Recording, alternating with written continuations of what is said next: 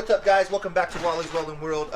This is the Wallyz Teaching Fabrication series, and basically what we're doing is we got a whole bunch of welds ahead of us, and I want to showcase these welds and show you guys what we got going on. This is my 12-inch pipe. I'm going to go ahead and be putting my reducer to the 12-inch pipe. I also had to taper down my reducer so that way it would fit the thinner pipe here. And so now, at this point right now, this is an above ground pipe. This will be sitting above ground pipe, and I want you guys to know when it comes to running pipe above ground and below ground, you've got to identify where the seam is. And once you find the seam, you need to go ahead and bring it from the inside of the pipe to the top of the pipe. And then, to let everybody know that you found the seam, go ahead and put a white line on there. And then put yourself a good S through it so they can know that that's where the seam is. And on each side of the pipe, you know, say it was a 20-foot pipe, 40-foot pipe, 60-foot pipe, whatever size pipe, it's just good to let the people know where the seam is on each end of the pipe. So that way when they go to fit their fitting and they know it's an above ground pipe, how they're going to need to place it. So on above ground pipe, your seam always faces down, all right? Because if it bursts, they want it to blow down, they don't want it to blow up. But when it's underground pipe and you're fitting and fabricating, the seams usually face up, and they usually face at a 10 o'clock or 2 o'clock, or somewhere in between there. They try to keep those seams. Same thing on the bottom, you know, between 5 o'clock and 7 o'clock, they try to keep those seams, okay? So that's just a little bit of knowledge about seams. Since this is an above ground pipe, we're going to go ahead and make sure our seam is down there when we go to fit our fitting. This fitting that I got to go to fit on here is actually going to have to go on here a certain way, and so we're going to go ahead and identify the way it goes on there like that, okay? Because this right here is going to swedge down to catch our 10-inch pipe. So we'll go ahead and throw our ultra clamp on here and make our first fit. Alright, here's the ultra clamp. You've seen it once, you've seen it twice, now you're seeing it again. One of my favorite tools to use out here in the industry is this ultra clamp, especially when it comes to making fits and fabricating.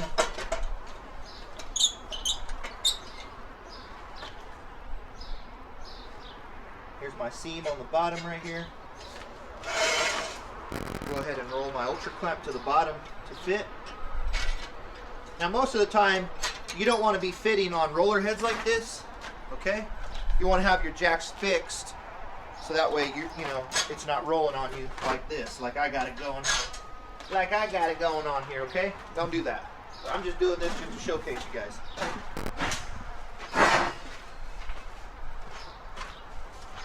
Okay, at this point now, since we don't have anything attached to the pipe, it's not too crucial on how we fit this fitting here, right? The only thing that's really important right now is that we get a good fit. So what I like to do first when I'm fitting on my ultra clamp is fit from the bottom first. Always bring it up to the top and make sure you get that top surface nice and flush. Make sure it looks good. Then you're going to look down the sides. You're going to even out your sides. You're going to get it nice and even.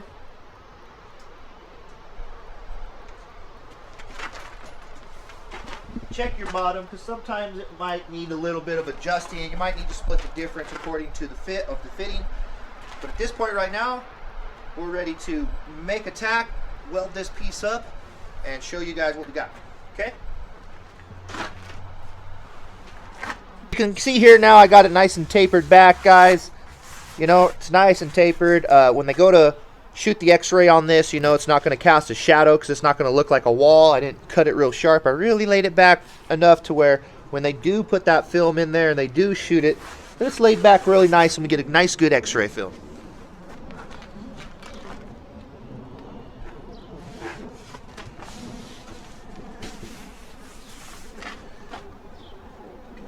Adjust it a little more.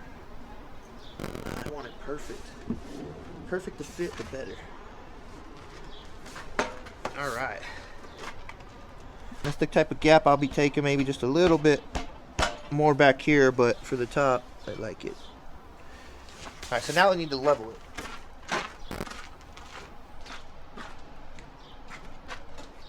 Okay. Show the level. Alright, another thing at this point now, we're going to want to make sure our pipe is level and our fitting is level. Make sure your magnets don't got any kind of burrs or you know, anything stuck to the bottom of them there, so that way it gives you an accurate reading. Alright. I would rather go down than up, so I'll try to go down as much as I can with this jack and see if it'll get it level. I'm almost out of threads. Oh, but I was still able to get it level. So, you know, I want it lower as I can because it's a bigger pipe and I don't want to be too high up on it or have to get a block or a ladder to stand on. I'd like to just do it like this. So I'm glad I was able to get my jacks all the way down with the rollers on them. And then I'll go ahead and I'll slap it on my fitting and see if my fitting is level. It shows my fitting has actually got to go back that way. It's not quite perfectly level. Now there's two things you can do at this point right now. You could space it back a little bit, which I'll probably do, and see how big the gap is. And if the gap is too big, I'll close it back and then I'll face the bottom of this, you know, which means I'll grind it a little bit until it's level here. It's not really too bad out of level actually, and I don't think I'll have to bump it very much to get it level, but I might. I don't like to have a big gap just because I don't like welding big gaps. It gives me a bigger landing field to put more metal, and I don't want to have to deal with all that. I'd rather just put a little bit of weld on it.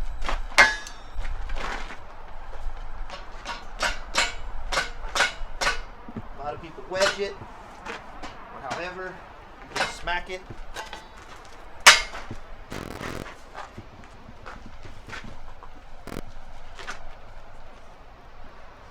Level there. Just bumping the line. You know, at this point right now, I don't think I would open it up anymore. I don't want my gap big. And in fact, I'll take it and I'll face it here and I'll make that perfect. Or we'll take the hit on the next pipe, you know, because it's not going to be that big of a difference. But it does make a difference to have that stuff nice and perfect, so that way when you're building something nice and long, you're not screwing yourself.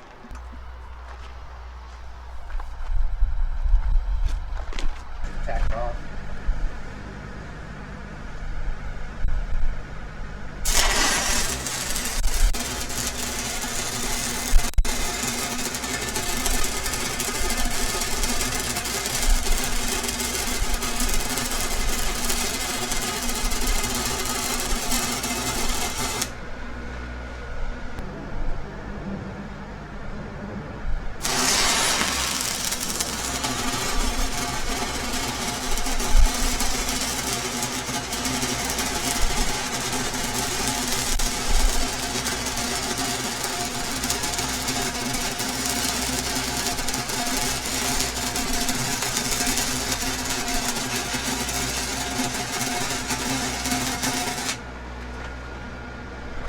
Now remember, you want to try to stay inside the bevels when you're striking it, you know. Strike it down, bring it back up, land inside those bevels. Don't strike it and come outside that weld zone, okay? Try not to. I know sometimes it's hard not to, but it happens. Alright, so now we got our seam on the bottom of our pipe. The next thing we'll have to do is we'll have to make sure this fitting, you know, is somewhat level. If not, we will have to face it later. I was saying we would have to face it. We will have to face it, just a tad. About a 1/16. That ain't bad. But then you're also going to have to roll it on its side. And you're going to have to level that fitting on its side too. Again, make sure the pipe is level. It should be. Perfect. Perfect on the sides. So at this point right now, you can go ahead and grind your starts on your tacks, and then go ahead and run your weld. And if you think it's too tight in some of these spots, which I think it might be for me, I would actually just kind of thin them with the grinder and make sure that I'm going to be able to get through it. So I'm going to go ahead and just knock them down real quick.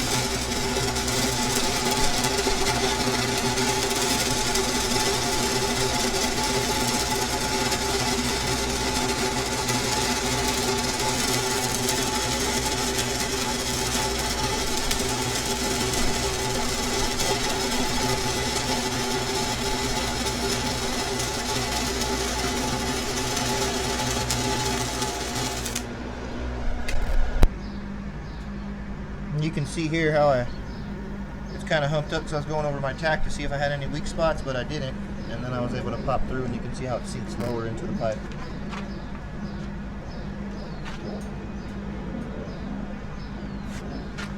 that pixelation really sucks. There you go.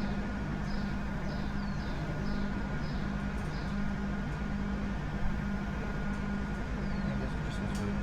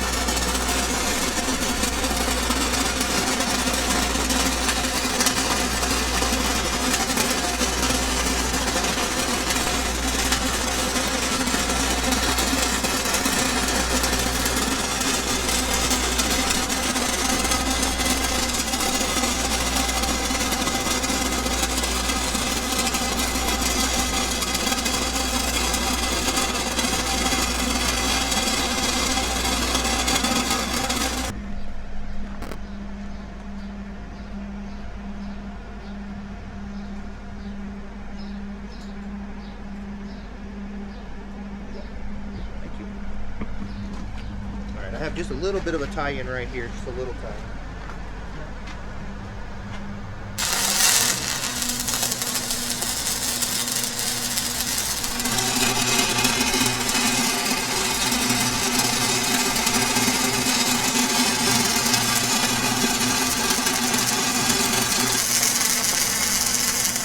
Now let me talk about this. Sometimes when I'm coming into my tie-in, I do like to grab my rod like that.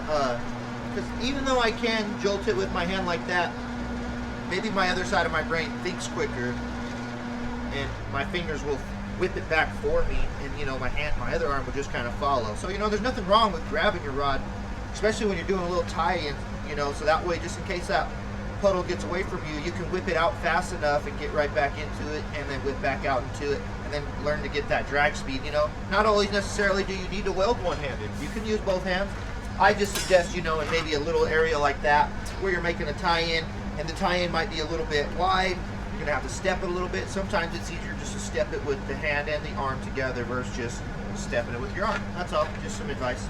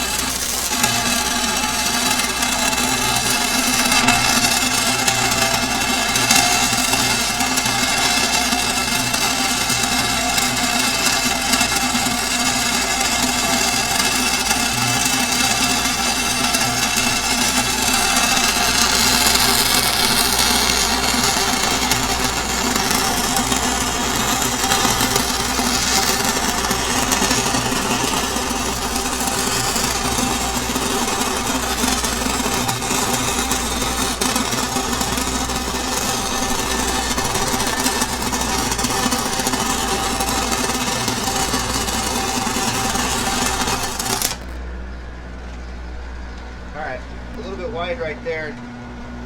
I don't know. It is what it is. Sometimes you gotta float it. Sometimes you gotta know when to apply the pressure and then when to let off that pressure. A lot of the guys that take a big gap, you know, they don't have any pressure. They just set that rod on there.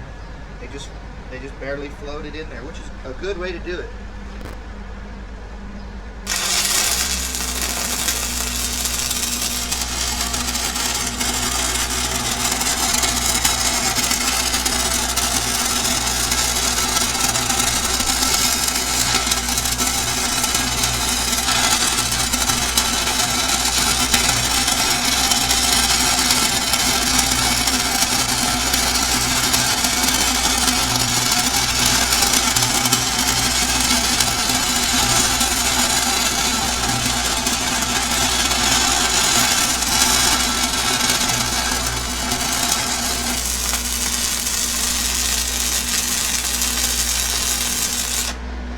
They're always going to want to see that. Not from this side, because they want that good close visual of it.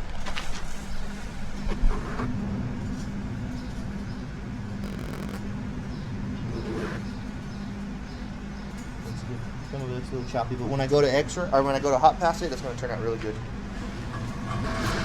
And so, look how tight it is. Let me talk about this.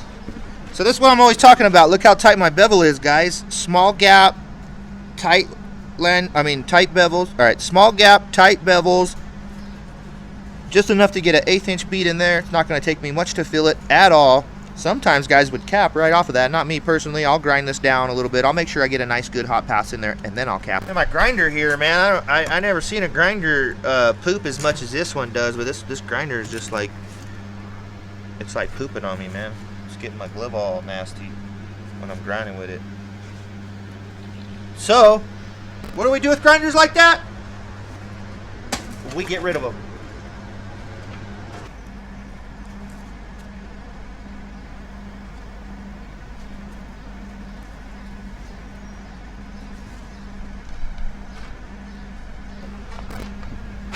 One thing I want to talk about, when you fire back up, you're always going to get a hump like that, right? So don't just fire up and think you can just knock that down. When you get to these humps, man, you're going to really need to come into it slow, because if you don't, it's going to detour you off the pipe and you're going to grind outside the weld zone.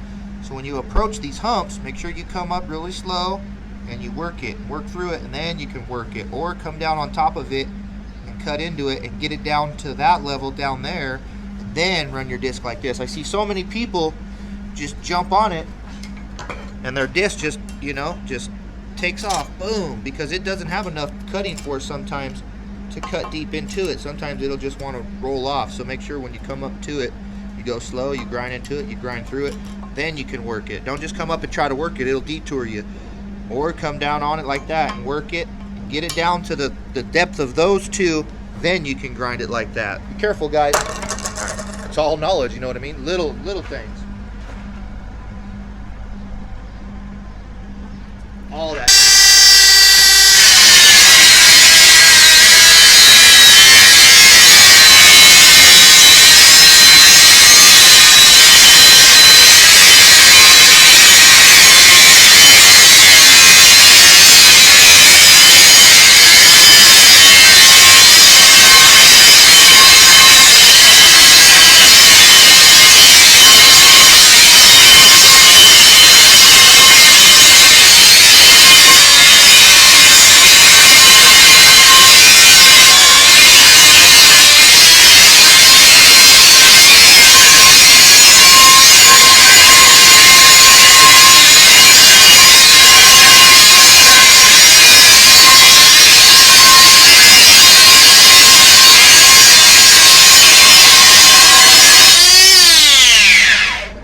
I came off of it.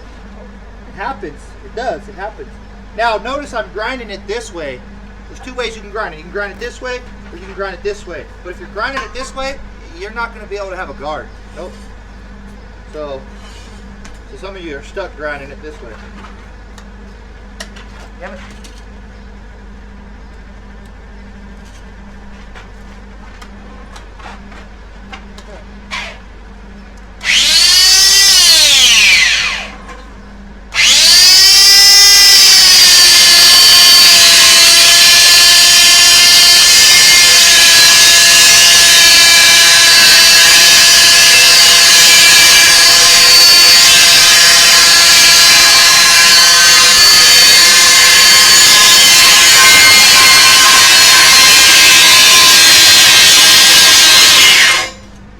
a no-no too. You get to the bottom of your disc, get rid of it, because at that point right there, that disc is just done for.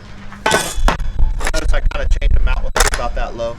But be careful with a brand new disc. A brand new disc is way jumpier than a burnt out disc.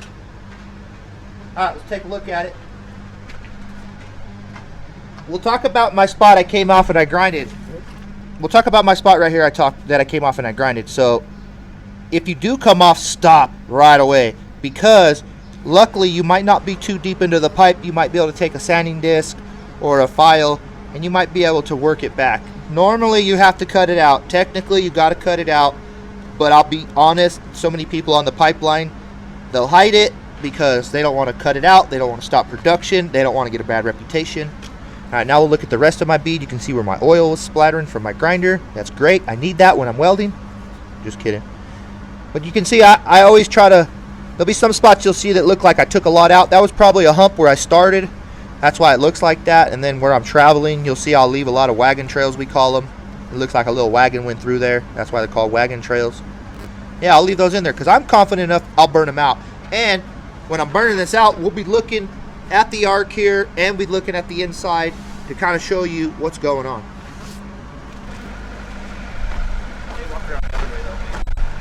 That way you can kind of get me in the shade here.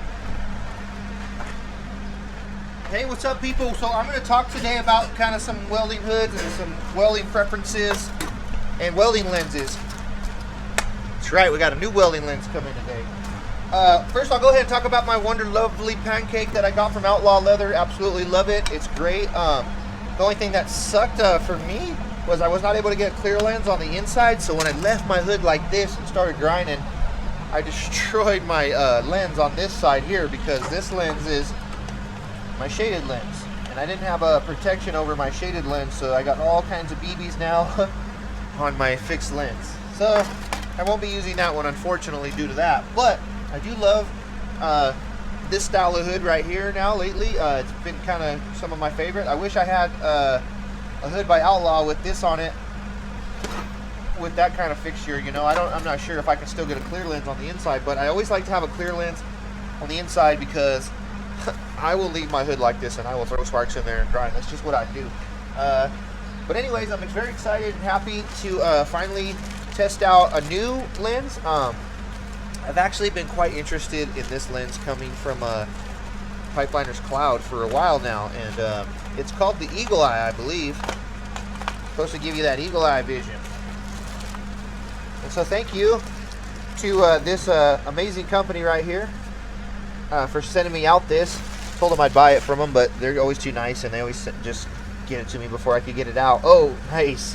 One thing I've been really liking about Pipeliner's Cloud is they've been coming out with this new frame here to snap into your hood here. I'm gonna start putting these on all my hoods like this because I haven't had one break on me yet. They're they're just real comfortable. I really like them. Oh, and here it goes, man. I'm super excited about this. Thank you guys. Thank you very, very, very much. I'm excited to try this out today. We're gonna go ahead and just break this out and try this out. It's called the Eagle Vision. I was very specific about a shade 10. I wanted a shade 10. They didn't have any when I saw them out there in Tampa, but they were able to get one to me. Look at that, man. Why weld what you can't see, right? So thank you for the lens. We're gonna pop that out, and I'm actually gonna start hot passing with it right away and see if I like it. All right. Go ahead and compare them. So I'm taking out my True Arc. No disrespect to True Arc or anything, but I'm testing out my Eagle Vision just because in my time and life and experience, a lot of the times these lenses, they do fail. It hasn't failed me yet, but I'm into trying something new too, to see if my eyes adjust to a different shade better than something else. So we'll see. We'll give it a shot. We'll be rolling out with some, of course it's always rollouts for me because I will make as many rollout welds as I possibly can before I start doing my in-position weld. And in fact, that's the way I like to roll. That's the way I like to weld. It's just something I do, guys. Not trying to be better than everybody and tell them like, look, I don't have to do the in-position weld. Well, technically, I don't. If I plan ahead my work and I think about what I can roll out and what I can get a nice weld out of first before I am able to have to be forced to make my in-position welds, because there is going to be some in-position welds, and we're going to be showing you guys some in-position welds. I like to make sure when I'm rolling out I got my gloves high up over my sleeves like that. Nobody likes to catch the sparks. I know everyone catches the sparks here. Yep, we all got scars from it. Now a lot of the time, remember I was talking about putting your buttons on the bottom. So for myself, I like to just start on the bottom when I'm hot passing, because it gives me a note mentally. That's where I'm going to just start. So mentally, we just always start where the button is, and then you can end up there with the button if you're rolling out, and you can get a good nice weld all the way around and have the button on the bottom of the build. It just looks presentable. All right, so now we're rolling with I got some hippie rods out here. I got some 532s. I'm going to go ahead and be pushing out about 160 amps.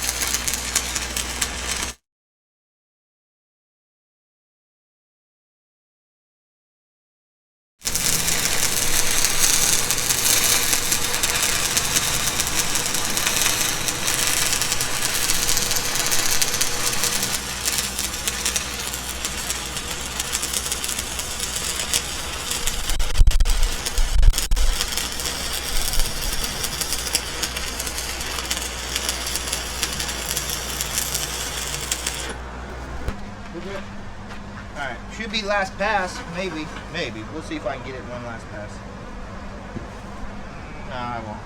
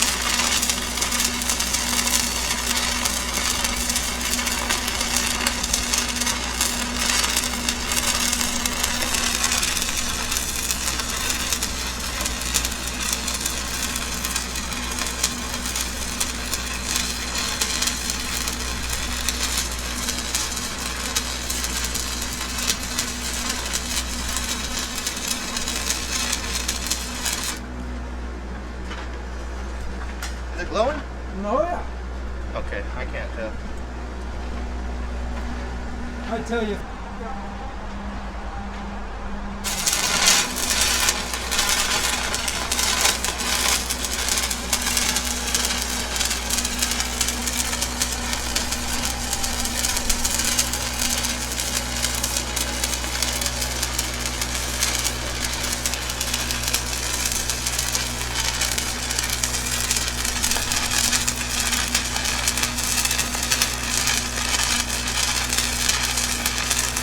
get a close-up of the outside when I stop here, the glowing. I'd like to really capture my tie-in glow out here. I'm about to tie in here shortly.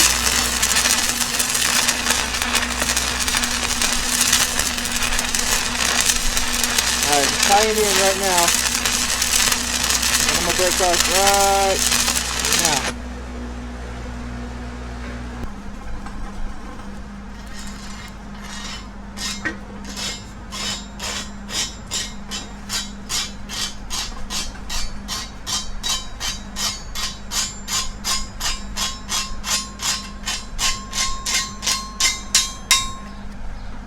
Okay. Now I'm going to wire wheel it all. This one's for all the helpers. You'll see here I've been buffing it off, buffing it, but right here, if you look at it slowly, you're going to see some slag still on the edge of it right here. Don't get lazy on the welders, guys. Make sure you get that little slag line right there on the edge of the bevels next to it off. I'm going to show you what I mean.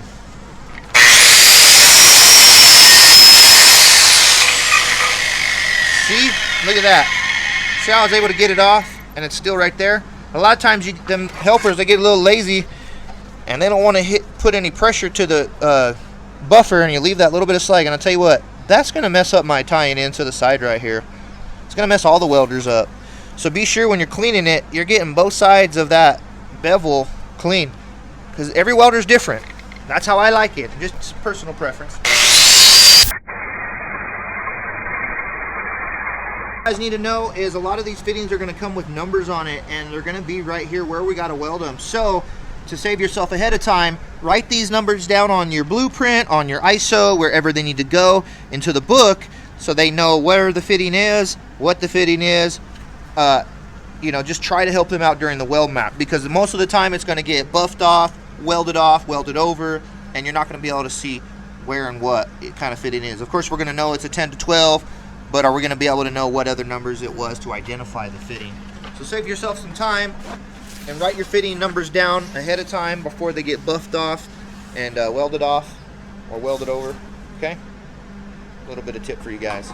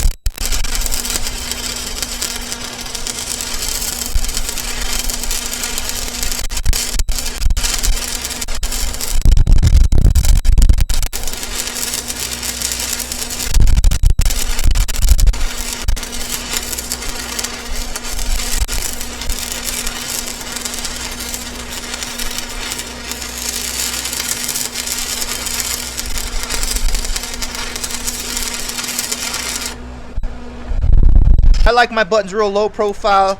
I don't grind my buttons, so that way I can carry all that heat, do this, and then bounce off of it, and it'll cause me to have a nice low profile button. To me, low profile is everything, baby. Low profile button, low profile cap. All right. There we go.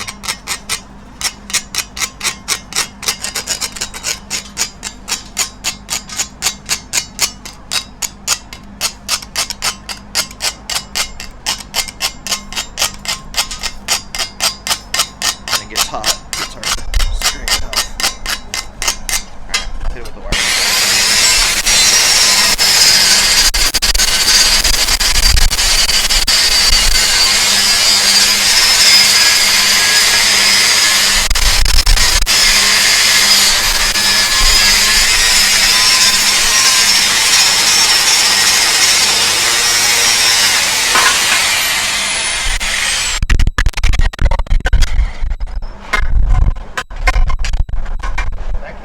Off because of my chain bites. You gotta be careful when rotating this pipe with your chain bites on there, because it will catch it and roll it off. Alright, back to where I was.